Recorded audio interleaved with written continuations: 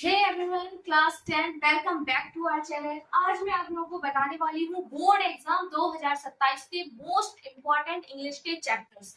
अगर आपने इन चैप्टर्स को पढ़ लिया तो बोर्ड एग्जाम 2027 में जो आपके चैप्टर्स हैं वो ऐसा आपको प्रूव करेंगे कि आप 100% अच्छे मार्क्स लेकर आओगे, क्योंकि यहाँ पर मैंने बेसिकली वही चैप्टर्स आपको बताए हैं जिसमें से लॉन्ग, शॉर्ट और आपके जो एमसीक्यूज हैं वो सबसे ज्यादा पूछे जाते हैं। अगर आप इन चैप्टर्स को अच्छे से तैयार कर लेते हो तो आपके बहुत अच्छे नंबर आने वाले हैं। सिर्फ इन 10 चैप्टर्स को आप इस तरीके से पढ़ लो जैसे मैं बताती हूँ। अगर आपने इन चैप्टर्स को ऐसे पढ़ लिया तो कहीं भी आपके मार्क्स नहीं जाएंगे। 100% आप 90 स्कोर करोगे। 90% आप स्कोर करोगे अगर आपने इन चैप्टर्स को पढ़ लिया तो।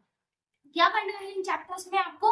बच्चे अक्सर क्या करते हैं, कुछ चैप्टर्स उनको पढ़ लेते हैं, जो अच्छे लगते हैं वो चैप्टर पढ़ते हैं, जो उनको समझ में आते हैं वो चैप्टर पढ़ते हैं, लेकिन ऐसा बिल्कुल नहीं करना है। आपको क्या करना है, सिर्फ इन 10 चैप्टर्स को पढ़ना है। 90% आपको पक्का पक्का पक्का मिलेंगे, क्योंकि क्या है, मैंने यहाँ पर वही चैप्टर बताए हैं जो बार बार आपके इन चैप्टर्स में से क्वेश्चन पूछे जाते हैं। मोस्टली वही चैप्टर से लॉन्ग क्वेश्चन पूछे जाते हैं, शॉर्ट्स पूछे जाते हैं, आपके सेंट्रल आइडियाज पूछे जाते हैं, आपके एक्सट्रैक्ट पूछे जाते हैं। तो वो चैप्टर मैं यहाँ पर लेकर आई हूँ जो आपके लिए मोस्ट इंपॉर्टेंट है। अगर आप इनको ध्यान से पढ़ते हो तो आपके मार्क्स बिल्कुल भी कहीं नहीं जाएंगे। तो चलिए अपने चैप्टर्स को शुरू करते हैं।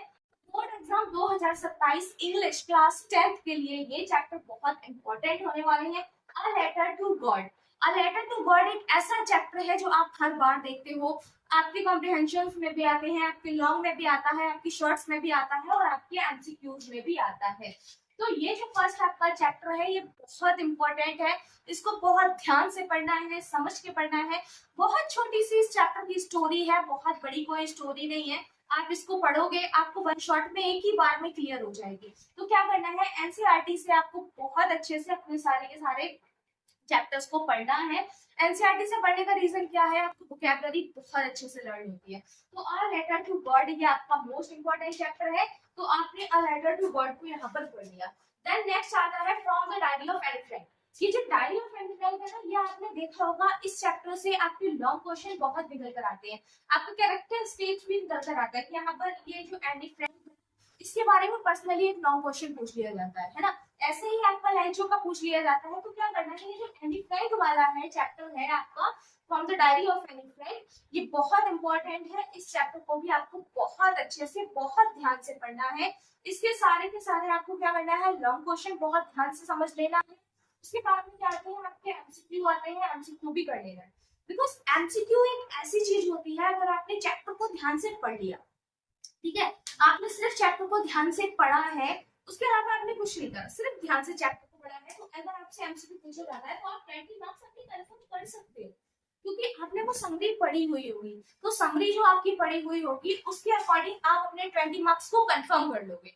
ये जो 20 कंफर्म हो जाएंगे, उसके बाद आप लॉन्ग, अगर आपने समरी को अच्छे से पढ़ा है तो आप लॉन्ग क्वेश्चन भी कर सकते हो, बिकॉज लॉन्ग क्वेश्चन में आप अपने तरीके से बनाकर लिख दोगे, समझ में आया हुआ होगा तब आप उसको बनाकर लिख सकते हो। क्या करना है, चैप्टर आपका इंपॉर्टेंट है, फ्रेंड्स पढ़ लेना है। ग्लिम्स ऑफ इंडिया, ये जो ग्लिम्स ऑफ इंडिया है ना, इसके 3 पार्ट्स हैं, तो इसको आपको ध्यान से पढ़ना है। अगर आप इसको ध्यान से पढ़ते हो तो ये जो हमारी ग्लिम्स ऑफ इंडिया आती है, इसमें अ बेकर फ्रॉम गोवा, दूसरा आता है कूर्ग एंड थर्ड जो है वो आता है टी फ्रॉम असम। तो ये इसके 3 पार्ट हैं। अगर आप इसको ध्यान से पढ़ते हो तो क्या होता है, ये चैप्टर आपके काफी अच्छे मार्क्स यहाँ पर दिला सकता है। तो ये चैप्टर आपको साफ साफ, मेरे अंदर बहुत लॉन्ग क्वेश्चंस भी हैं, मेरे अंदर बहुत सारे एमसीक्यूज भी हैं। तो क्या करना है, आपको इस चैप्टर को भी बहुत ध्यान से पढ़ना है, ग्लिम्स ऑफ इंडिया। स्पेशली ये जो पूर्व वाला पार्ट है ना, पूर्व वाला पार्ट वो बहुत ध्यान से पढ़िए, ठीक है। उसके बाद में आता है मैडम राइट द बस। ये जो बल्ली वाला चैप्टर है ये बहुत इंपॉर्टेंट है, और ये चैप्टर अगर आपने अच्छे से पढ़ लिया तो इस चैप्टर में से क्या निकल कर आते हैं, आपकी शॉर्ट्स निकल कर आते हैं, शॉर्ट क्वेश्चन आपके निकल के आते हैं। तो आपको क्या करना है, शॉर्ट क्वेश्चन के लिए इस चैप्टर को बहुत ध्यान से पढ़ना होगा, क्योंकि अगर आप इस चैप्टर को ध्यान से पढ़ते हो ना तो क्या होता है, इस चैप्टर के जो शॉर्ट्स होते हैं वो आपके मार्क्स को कंफर्म करवा देंगे। लॉन्ग क्वेश्चन के लिए आपके ये होते हैं, नेशनल मंडेला वाला जो चैप्टर है हमारा, उसमें से भी लॉन्ग बहुत निकल कर आते हैं। तो आपको क्या करना है, इन चैप्टर्स को बहुत ध्यान से पढ़ना है। Dust of snow, why is so important, because the central idea is always given to this chapter.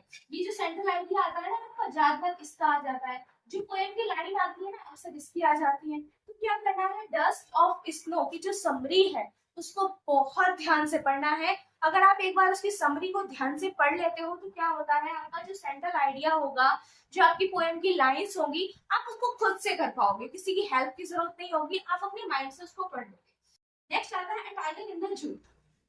Tigers in the जू एक जो चैप्टर है वो बहुत अच्छा है, आपने खुद पढ़ा है, आपने समझा भी होगा। उसमें क्या होता है, कंपैरिजन होता है, दो टाइगर्स का कंपैरिजन होता है, एक उसका जो केज के अंदर है, दूसरा उसका जो कहाँ पर है, मतलब जंगल में है। तो वो जो हमारे यहाँ पर पोइट है वो केज वाले और बाहर वाले दोनों एनिमल्स को कंपैरिजन करते हैं। अगर आपको चाहिए तो मैंने वीडियो को ऑलरेडी अपलोड कर दिया है, एक्सप्लेन कर कर मैं दोनों वीडियोस को अपलोड कर चुकी हूँ। अमांडा, अमांडा एक ऐसा पोएट्री है, मतलब कि अच्छी भी है, बढ़िया भी है, बट वो किस पे बेस करती है, इफ पर। वो जो अमांडा है वो अपने आप को इमेजिनेशन करती रहती है, काश में ऐसी होती, काश में वैसी होती। तो ये जो चैप्टर्स है वो किसका, इमेजिनेशन का है। ये चैप्टर भी इंपॉर्टेंट है, इसमें से भी क्वेश्चन बहुत बनकर आते हैं। फिर आता है फायर एंड आइस। ये है फायर एंड आइस चैप्टर है, आप इसको देखकर ही समझ सकते हो, आग और बर्फ के बारे में। ठीक है, तो ये फिलहाल वीडियो बहुत लॉन्ग हो जाएगी अगर मैं चैप्टर्स को यहाँ पर एक्सप्लेन करूंगी। तो मैं डीपली आपको बस ये बता सकती हूँ, letter to God from the diary of India, madam rides the bus, dust of snow and tiger in the zoo and Amanda fire and ice. ये चैप्टर जो है वो आपके इंपॉर्टेंट हो गए। ये प्रोज के मैंने चैप्टर दे दिया, ये आपको पोएट्री के चैप्टर दे दिए जो कि बहुत इंपॉर्टेंट है। बस क्या करना है, क्लास 10th में अगर अच्छे नंबर लाना है इंग्लिश में, क्लास 10 मोस्ट इंपॉर्टेंट चैप्टर्स है ये, बस इसको बहुत ध्यान से पढ़ना है। अगर आप इन चैप्टर्स को ध्यान से पढ़ते हो तो आपके नंबर कहीं नहीं जाने वाले हैं, एकदम आपको अच्छे नंबर मिलने वाले हैं। नेक्स्ट आता है सप्लीमेंट्री रीडर। जो सप्लीमेंट्री रीडर है उसमें क्या करना है आपको, ऑफ सर्जरी, ये जो एक कुत्ते की स्टोरी है बहुत इंपॉर्टेंट है। इसमें से लॉन्ग क्वेश्चन निकल कर आते हैं, आपने कुछ देखा है लॉन्ग क्वेश्चन निकल कर आते हैं, तो यहाँ से हमारे जो है मार्क्स काफी हद तक हमें मिलने वाले हैं। नेक्स्ट आता है द नेकलेस। नेकलेस वाला चैप्टर, इस चैप्टर से हर बार क्वेश्चन पूछे जाते हैं, आप देख सकते हैं कि जो हमारा चैप्टर है इससे बार बार क्वेश्चन पूछे जाते हैं, बार बार क्वेश्चन पूछे जाते हैं। तो क्या करना है आपको, द नेकलेस चैप्टर को बहुत ध्यान से पढ़ना है, अच्छे से समझना है, कुछ भी इसके इस चैप्टर का बिल्कुल भी नहीं करना है। समरी को सबसे पहले आप क्या करोगे, चैप्टर्स को क्या करना है, सबसे पहले आपको एक बार रीड करना है, देन रीड करना है, देन रीड करना है। 3 टाइम इस चैप्टर्स को रीड करोगे, फिर उसके बाद में आपको इसकी हिंदी समझ में आने लगेगी।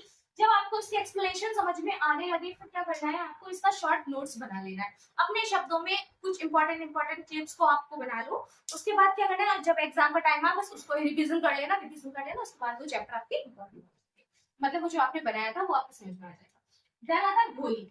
होली क्यों एक इतना इंपॉर्टेंट चैप्टर है, सबसे पहले तो हम ये समझते हैं होली इंपॉर्टेंट इसलिए है क्योंकि होली ये एजुकेशन सिस्टम के बेस पर ये चैप्टर है। तो जो चैप्टर हमारा एजुकेशन सिस्टम के बेस पर होता है वो जाहिर सी बात इंपॉर्टेंट होता है, तो ये होली वाला चैप्टर है वो इंपॉर्टेंट है। नेक्स्ट आता है फुटप्रिंट विदाउट फीट। यहाँ पर सप्लीमेंट्री की जगह पर हम ये भी लिख सकते हैं विदाउट फीट। ये भी चैप्टर बहुत इंपॉर्टेंट है, इस चैप्टर को भी बिल्कुल मिस मत करना। तो ये जो हमारे चैप्टर्स आते हैं 1 2 3 4 5 6 11 चैप्टर्स हो गए हैं टोटल फिलहाल, तो आप इन चैप्टर्स को कर लेना क्योंकि ये जो चैप्टर है बहुत इंपॉर्टेंट है। अगर आप इनको करते हो तो आई होप कि आपके मार्क्स कभी डिडक्ट नहीं होंगे, आपको फुल मार्क्स मिलेंगे। बिकॉज ये वो चैप्टर है जिसमें से लॉन्ग आते हैं, शॉर्ट्स आते हैं, एमसीक्यूज आते हैं, और अगर आप इन चैप्टर्स को करते हो तो शायद आपको बहुत अच्छे लग सकते हैं। 90% आपकी पॉसिबल है अगर आपने इन चैप्टर्स को किया। अब मैं आपको एक रोड मैप बताने वाली हूँ कि किस तरीके से आप इनको अगर करते हो तो आप कौन सा रोड मैप को फॉलो करोगे। ठीक है, तो एक तरीका है यहाँ पर इन चैप्टर्स को करने का कि कैसे करके हम इन चैप्टर्स को करेंगे। तो इन चैप्टर्स को करने के लिए सबसे पहले आपको क्या करना है, सीरियसली कुछ नहीं करना। देखो हर काम में बहुत ज्यादा डेडिकेशंस लगते हैं, बहुत ज्यादा स्ट्रगल लगता है, तभी कहीं हम जाकर उस काम में टॉपर लेवल के बन पाते हैं।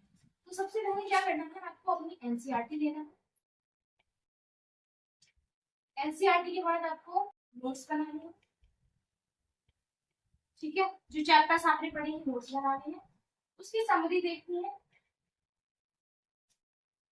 फिर क्या आते हैं आपके एमसीक्यू देखने हैं एंड लॉन्ग। लॉन्ग को क्या करना है, आपको चैप्टर्स को पढ़कर उसको लॉन्ग को अपने शब्दों में लिखना है। अपने ओन वर्ड्स में एक्सप्लेन करना है। बस ये इतना ही आपको करना है। ये आपका एक रोड मैप हो जाएगा। सबसे पहले आपको क्या करना है, चैप्टर्स की समरी को अच्छे से पढ़ना है, नोट्स बनाने हैं, एमसीक्यू पढ़ने हैं, लॉग्स करनी है। अगर आपने इंग्लिश में बस इतना काम कर लिया तो आपके बहुत अच्छे नंबर आने वाले हैं। इंग्लिश ग्रामर के लिए मैं नेक्स्ट वीडियो लेकर आऊंगी जो कि पार्ट 2 होने वाला है, बहुत ज्यादा इंटरेस्टिंग। अगर आपको लग रहा है कि आपके लिए ये वीडियो थोड़ी हेल्पफुल है तो आप चैनल को सब्सक्राइब कर लें, ताकि मैं नेक्स्ट वीडियो जो ग्रामर की बताऊं वो आपके लिए हेल्पफुल हो और आपको समझ में आ जाए। तो क्लास 10th के लिए बोर्ड एग्जाम 2027 के लिए बेस्ट ऑफ लक, बिकॉज आपके पास अभी टाइम बिल्कुल नहीं बचा है। जुलाई जा चुकी है। अगस्त सितंबर अक्टूबर नवंबर दिसंबर जनवरी और फेब में आपके एग्जाम है। You have only of 6 month. इसमें आपको रिवीजन करना है, चैप्टर्स कंप्लीट करने हैं, क्या क्या करना है आप खुद दिमाग से सोचो। उसके बाद आपके पास बहुत टाइम होगा, आपको लगेगा कि हाँ मुझे क्या क्या करना है। मिलते हैं नेक्स्ट वीडियो में। Thanks for watching, bye.